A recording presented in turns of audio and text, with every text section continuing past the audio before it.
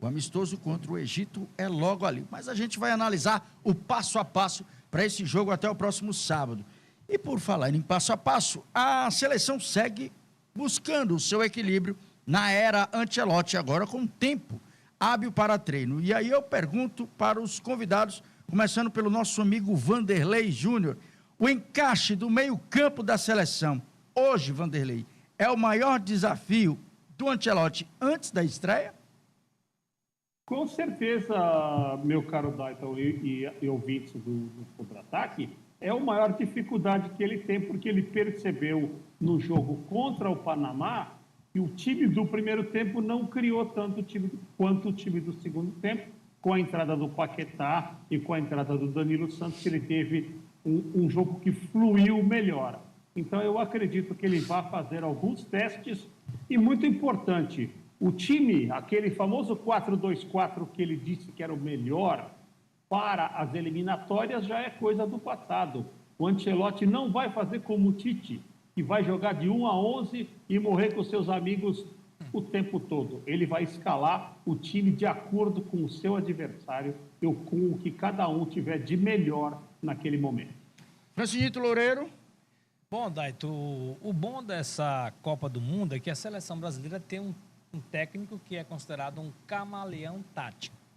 Ele costuma, deixar de lado os seus esquemas táticos para adaptar os jogadores, as características do jogador, deixar os jogadores mais confortáveis. Isso é muito interessante, que às vezes ele está tentando implantar um modelo de jogo que não corresponde às características dos seus jogadores. Então, ele é flexível, já mostrou isso nos clubes onde passou, e acho que agora ele tem um grande desafio, como o Vanderlei falou, que é exatamente o meio-campo, o encaixe do meio-campo.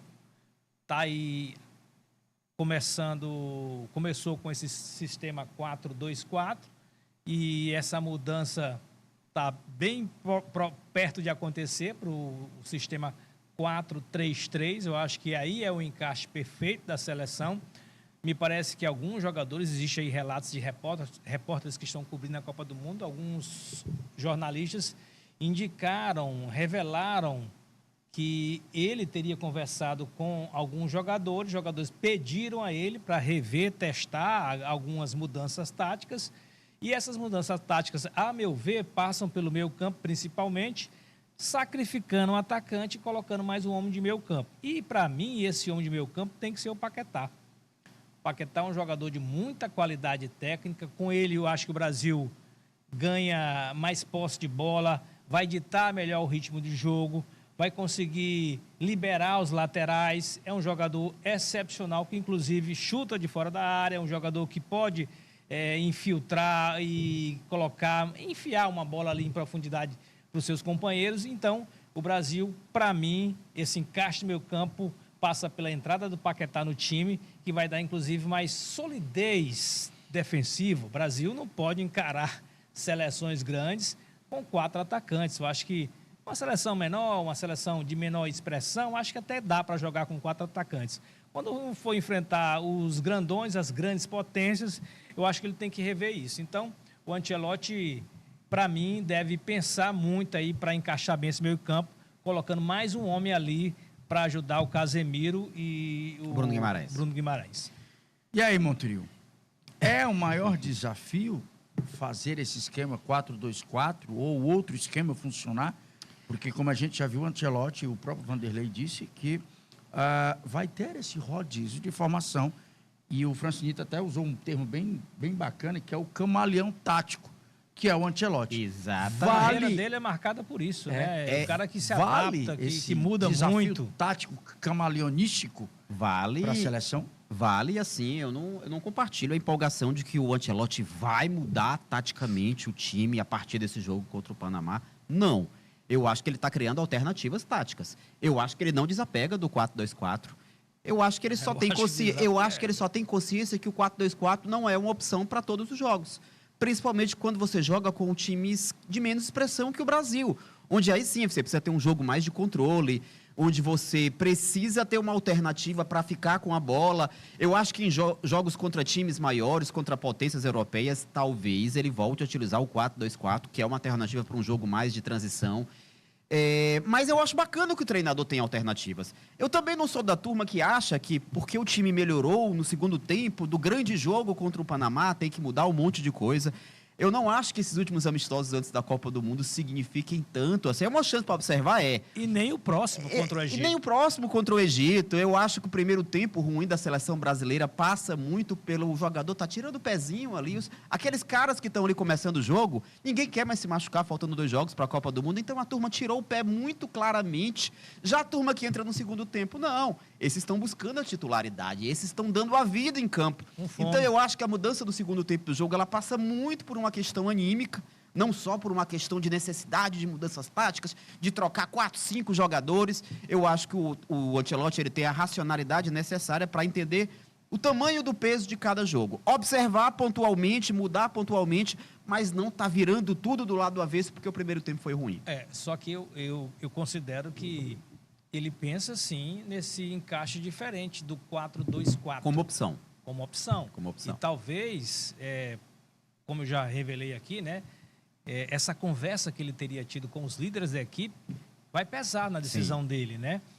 Acho até que esse jogo contra o Egito, no sábado, não vai servir de régua para a gente comparar, para a gente avaliar melhor se dá certo, se não dá certo. Porque, como você falou, Marquinhos, concordo com você, se já no jogo contra o Panamá a gente não viu os titulares, né?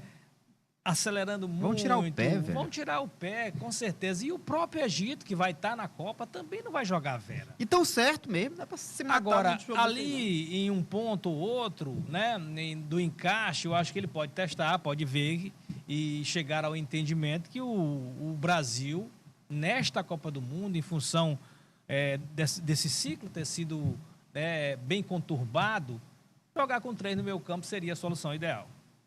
Seria, Vanderlei? O grande detalhe, a preocupação do Ancelotti não vem do amistoso. Se é amistoso contra o Panamá, concordo com você. Não serviu para nada, a não ser para a gente ver os gols, a torcida vibrando. O que preocupa o Ancelotti foi o 4-2-4 ter sido engolido pela França num dos últimos amistosos. Ali ele se preocupou. Sim. E também o que preocupa o Ancelotti é o mau momento que vivem o Bruno Guimarães voltando de contusão e o Matheus Cunha, que são 2 jogadores que começaram muito bem na mão dele, mas neste exato momento não vivem uma boa fase.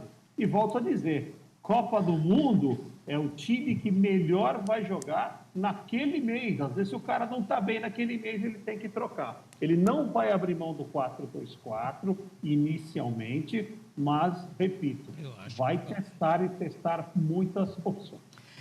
Só para matar essa história do 4-2-4 aqui, por que eu acho que ele não vai matar o 4-2-4, que vai continuar como uma alternativa? Pela carreira dele, pela forma dos times dele jogar. Me permitam aqui, eu vou fazer uma comparação doida entre a seleção brasileira e um time brasileiro, que eu não vou dizer o nome do time, e vocês vão entender exatamente qual é. Em 2018 e 2022, o time do Tite era um time de controle de bola, de ter a posse de bola. Tinha até o REC 5, que era aquela necessidade de tomar a bola assim que perde. Passou-se o tempo e o Ancelotti tinha um time hoje mais preocupado com a transição. Daí o 4-2-4, transição rápida, chegar rápido ao ataque. Que time brasileiro teve essa mudança recente de um treinador que era mais posse de bola, Flamengo, mais né? controle de bola, para um treinador mais transição? Estou fazendo essa comparação para vocês entenderem que eu não acho que há certo e errado nessa história. São estilos de jogos diferentes, obviamente. Ambos vão ter que entregar resultado. O Felipe Luiz entregou resultado no estilo de controle, o Tite não entregou. O que a gente vai esperar agora, mais uma vez, é resultado do estilo do Ancelotti. Mas aí só para arrematar o que o Marquinhos falou, aí passa exatamente por aquilo que eu falei. É característica de jogadores. Exatamente. Eu acho que o que a gente tem aí de elenco, no elenco, é muito melhor você jogar num 4-3-3 do que no 4-2-4. Vamos lá, Dai. A gente tem uma... Momento. Pois não, Vanderlei? Característica e momento de cada jogador. Sim, Danilo sim, Santos sim. hoje desempenha melhor do que o Bruno Guimarães e o Paquetá desempenha melhor que o Matheus Cunha. Deixa eu mandar um abraço aqui. Nós estamos tendo uma audiência no Ceará, lá na cidade de Assaré, no Ceará. É a... Cadê o nome dela aqui? Ela botou aqui. Não, ela não botou o nome aqui. Muita é gente... Aparecida. pareceria que está acompanhando a gente no Ceará. Aproveitar para mandar um alô aqui rapidinho Vai, para a galera porra. de Timon. Muita gente em Timon. Bacana. Eu tive em Timon recentemente, dizendo que acompanha nas ruas, nos bares, em casa, o Contra-Ataque. Obrigado a galera timonense, que é parceira nossa aqui no Contra-Ataque.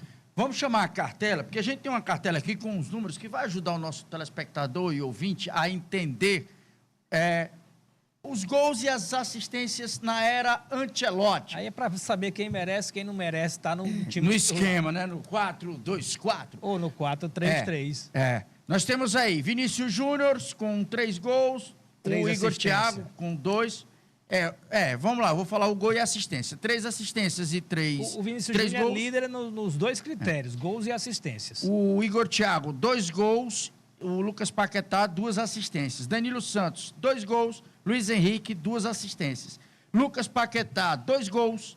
Matheus Cunha, 2 gols. E o Gabriel Martinelli, 2 gols. E o Bruno Guimarães, 2 assistências. O Lucas Paquetá tem 2 gols e 2 assistências.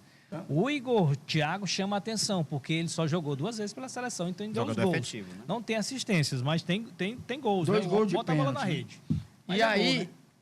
esses números servem para embaralhar ainda mais a cabeça do Ancelotti, porque tem muitos jogadores próximos e com números bem próximos, não é isso, Vanderlei? Exatamente. Onde está o nome do Matheus Cunha em termos de gols versus assistências? É aquilo que eu falo para você, um jogador que não vive uma boa fase. Então, acredito que vá começar de uma forma e vai terminar de outra, como em todas as Copas sempre foi assim. Né? Mas o Matheus Cunha, ele não vive uma boa fase aonde? Você está falando nos últimos jogos da seleção, né? Na Porque ele seleção, foi não. um dos grandes Estou falando- destaques da Premier League. Não, Monturio, estamos falando Mas só de assim, seleção. Vanderlei, você não acha que existe uma blindagem muito grande, por exemplo, ao Rafinha? Se eu for comparar o Matheus Cunha e o Rafinha está devendo muito mais hoje à seleção do que o Matheus Cunha. Matheus Cunha faz uma função no Brasil que muitas vezes não aparece, uma função tática. Quando o time vai defender, o Vinícius Júnior não marca ninguém, ele tem que cobrir o lado do Vinícius Júnior. Me dá a impressão que toda seleção a gente tem um injustiçado. Dessa vez vai ser o Matheus Cunha. Secretário do Vini Júnior, Matheus Cunha. Mas bacana. Ninguém marca na seleção. Se o Neymar voltar a esse time, vai ser mais um jogador que não marca nessa uma mesma seleção. marcação. O Vinícius não Vale, marca. vale. O Rafinha marca pouco. O Rafinha não está entregando nem na marcação e nem no ataque. Por que ninguém contesta o Rafinha? É o NEM. Tem- Nem Por que marca e ninguém nem faz contesta o gol. Rafinha? Eles são jogadores O Matheus Cunha virou alvo preferências fácil. do treinador. Então é difícil mexer com ele mesmo nesse time titular. O fato é que é o seguinte, eu vi o Matheus Cunha nascer para o futebol, eu fiz muito jogo da base do Curitiba quando ele começou, ele era um centroavantão. Mas estilo mudou. Igor. Mudou. Só que para você pegar e sacrificar o Matheus Cunha, é melhor você colocar o Paquetá, que já está acostumado a Também marcar, acho. nasceu marcando e nasceu criando, do que sacrificar o jogador. E quando eu falo a má fase, eu falo apenas da seleção brasileira. O Bruno Guimarães é idolatrado do time dele na Premier League. Então, estou falando de fase em seleção brasileira. Um momento. Vou botar outra pulga atrás da orelha de vocês, por quê? Nós vamos para o nosso segundo tema, e eu tenho uma carta